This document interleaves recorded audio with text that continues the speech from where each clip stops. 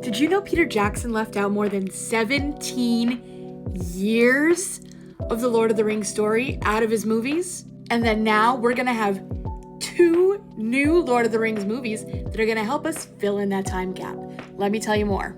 Peter Jackson, Andy Serkis, and Stephen Colbert have all been announcing these 2 new movies that we can expect to get in the next couple of years. We have Shadows of the Past and The Hunt for Gollum. Now, what am I talking about when I say that there's over 17 years missing of story out of the Peter Jackson movies?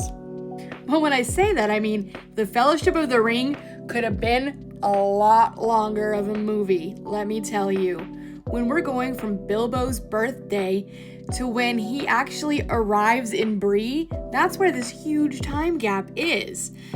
And honestly, 2 more movies can fit in there pretty easily and almost seamlessly, I guess, well, we'll see what it ends up being. We're gonna find out.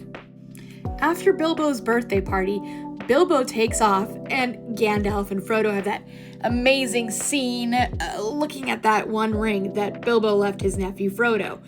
Except it doesn't quite happen that way. Gandalf doesn't actually know yet that that's the one ring. He has to do some research. He has some questions. He definitely knows that there's something shady going on, but he's not sure what.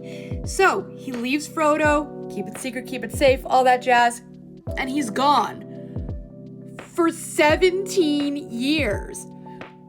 What is he doing in this time? Well, that's where the storyline of our first new upcoming movie with Andy Serkis is coming in, The Hunt for Gollum. Aragorn and Gandalf are gonna try to find Gollum. He is the person who has had the ring the longest. He's the one who knows the most about the ring. They're gonna find this guy and they're gonna ask him, where did you find this?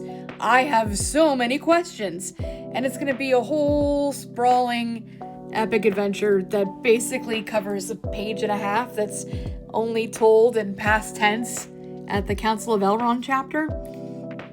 We'll see how they work that out. Long story short, when they find Gollum, they interrogate him, they get some information, and a lot of other side trips. Gandalf is going to come back and have the rest of that scene with Frodo, where they put the ring into the fire, and they're gonna basically confirm it is the one ring. Gandalf is going to tell Frodo everything he learned about the creature Gollum, and they're going to make a plan. And of course, immediately, they're going to pack up and start heading to Rivendell. Nope, that's not what happens.